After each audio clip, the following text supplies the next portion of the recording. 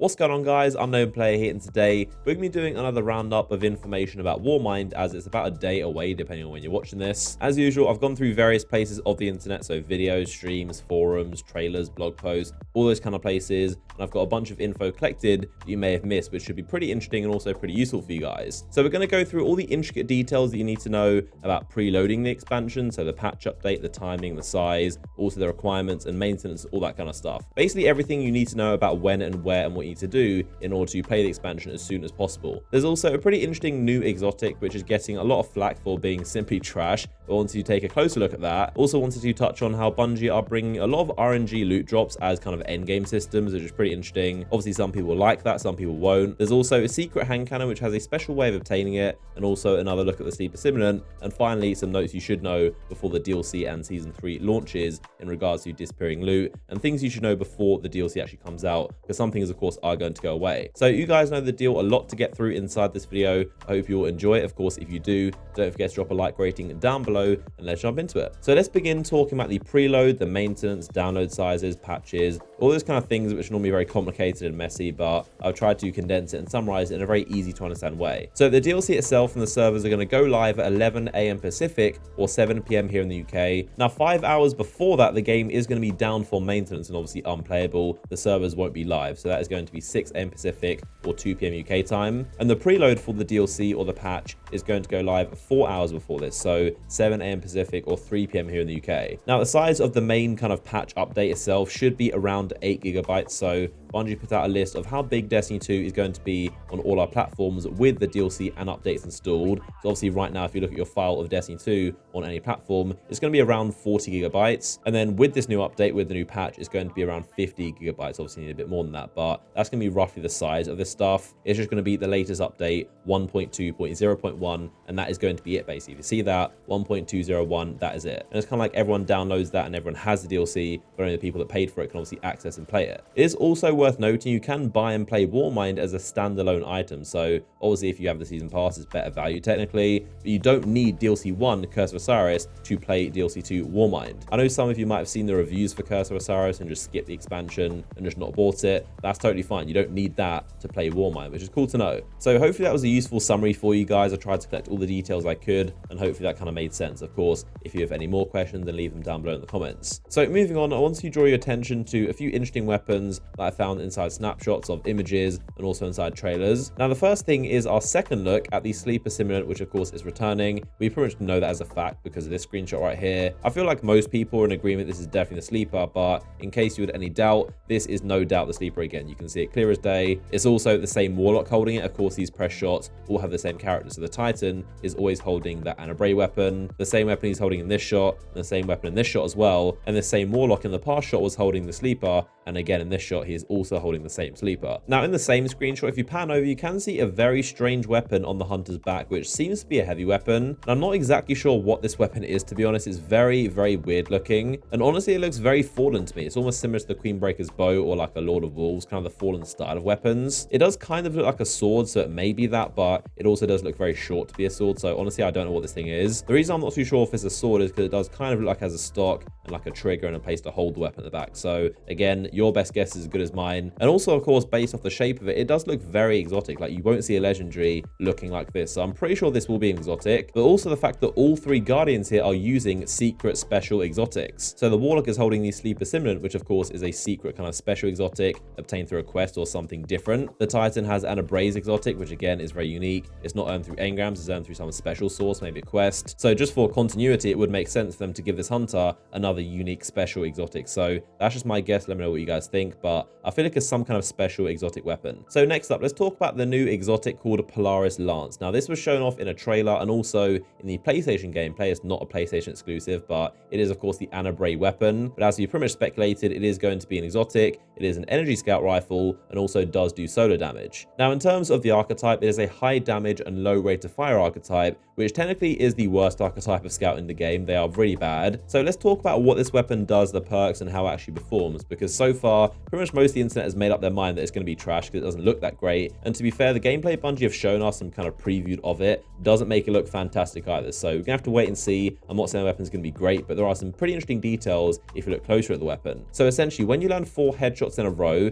that 5th shot is going to be a delayed explosive bullet that obviously does more damage. That does seem to be the main perk that Bungie talked about in the video, which by itself doesn't sound fantastic, does it? Because we have weapons where every single bullet is delayed explosive, so it doesn't sound fantastic. You can also notice there are 4 red lights on top of the scope, so you can see those crit shots. Every time you land them, it kind of lights up and shows you you're like 1 or 2 bullets away from getting that 5th explosive bullet. Now, so far, this secondary exotic perk, it could be a bit different, but from what I've seen so far, it appears to be triple tap, but not for headshots. So just land any single body shot 3 times, you're going to get a bullet back. So I think the reason it doesn't really look that good in the gameplay is because this weapon is clearly meant for bosses and single targets, just spamming headshots over and over again, kind of like a Black Spindle. But obviously, in the gameplay, he's shooting at ads with low health, just a bunch of Cabal legionaries. So it doesn't really do the weapon justice of how it's supposed to be used. Again, I'm not saying this weapon is going to be amazing and it's underrated, because it could be trash, but so far, hasn't really been shown off the way it's supposed to be used, which is against bosses and single damage targets. So this does kind of seem like the new version of the Chaos Dogma, kind of a scout rifle made for just spamming headshots. And you remember, that was one of the best DPS weapons in the game. I'm not sure if they're buffing the archetype again. I'm hoping they do, but so far, it's kind of up in the air. It could be on paper a really good weapon for bosses, but it could also be trash like a lot of people already think. Now, this strike itself is obviously one of the new ones. This is the PlayStation exclusive strike. That's why it's on the PlayStation channel, which I'll link down below. This takes place on Nessus, and the final boss is actually a giant Scion Flare. So the same ones from Destiny 1, just bigger basically. You'll also notice he does have the Flare Cloak, the very iconic one of the best items in Destiny 1, which of course was a strike loot item. But I do think it would be a massive missed opportunity if we do have this Scion Flare as a strike boss, we finally get strike loot, and he doesn't drop this cloak, which is definitely something Destiny 2 needs. All the cloaks just aren't that cool looking.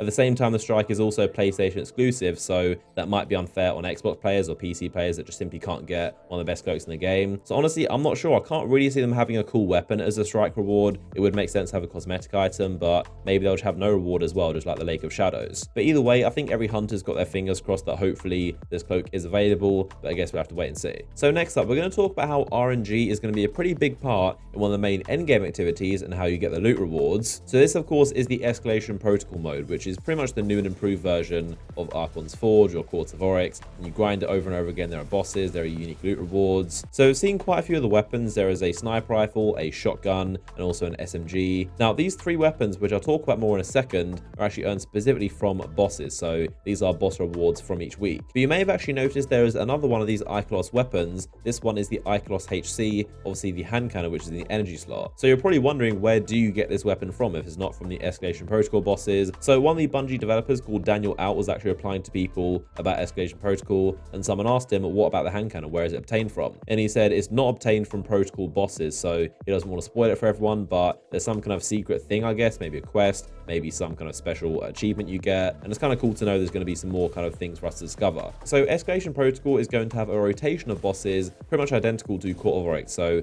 every 1 week there's going to be one boss as the final level, and he's going to be the main guy to take down. So in terms of these specific loot rewards, one boss drops the shotgun, one drops the sniper, and one drops the SMG. But the 4th and 5th boss actually have a chance to drop all 3 weapons, so they describe it as kind of like a catch-up boss. There is also, of course, the armor piece. You get 1 per week per character, so it's going to be quite a grind, and you're going to get 1 armor piece which is above your light level. It's going to boost you. The weapons won't. Now, there's also an order of the armor pieces dropping per week, so the first week is going to be the class item, and then the legs, then the arms, then the chest, and then the head. So it's going to take 5 weeks, unfortunately, to get the helmet. A little bit annoying because it's basically time gated, so these really cool armor sets are going to take you a very long time, 5 weeks to earn all of. But the weapons are simply a 5% drop chance from the boss, so no chest required. Just simply grinding the boss over and over again is going to get you that chance of getting the weapon. Obviously, you need to charge a key to be able to open the chest to get the armor piece. But in terms of the weapon, if you just stumble across a team that's happened to be on the final wave, you can just do it, kill the boss, and you still have that 5% chance. You don't need the key for the chest. That's obviously only armor. Now, something else that's also in the RNG system is the ship, ghost, and sparrow. So those are vanity items, which are optional additional drops. So yeah, Escalation Protocol is shaping up to be a very grind heavy mode, but it kind of works because it's inside patrol and it's inside the public bubbles. You can also have a max of 9 players inside here, so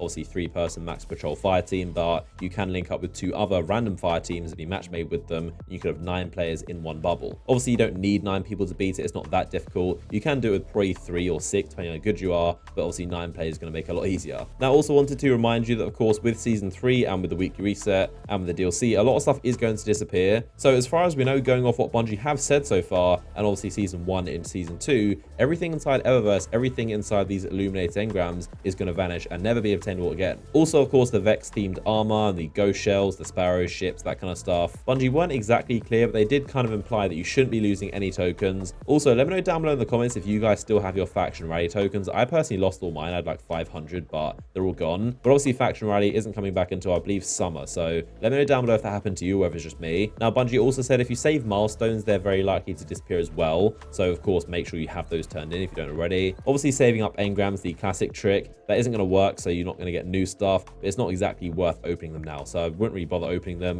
You can kind of save them if you want. It may be useful for a quest or some material. So Monday is going to be your last chance to grind Iron Banner or Charge if you want to. But of course, on Tuesday, most of the day, there's going to be maintenance. So keep that in mind. But yeah, that should just about do it for this video. Hopefully it was useful to you and hopefully you enjoyed it. Of course, if you did, then a like rating down below would be much appreciated. Obviously, it goes without saying, but there's going to be a ton of content, live streams, videos, guides, gameplays, all that kind of stuff on this channel the second the DLC launches. So make sure you are subscribed if you aren't already. And of course, hit the bell so you turn notifications on and you don't miss my videos. I did also make a video talking about a lot of very interesting topics like the Hive Dragon bosses and also the 7 Seraphs and a ton of really miscellaneous info that's definitely worth knowing. If you want to watch that video, click this image on screen right now. But of course, you guys have been awesome. Appreciate all your support and I'll see you all very soon for some more Warmind videos and streams.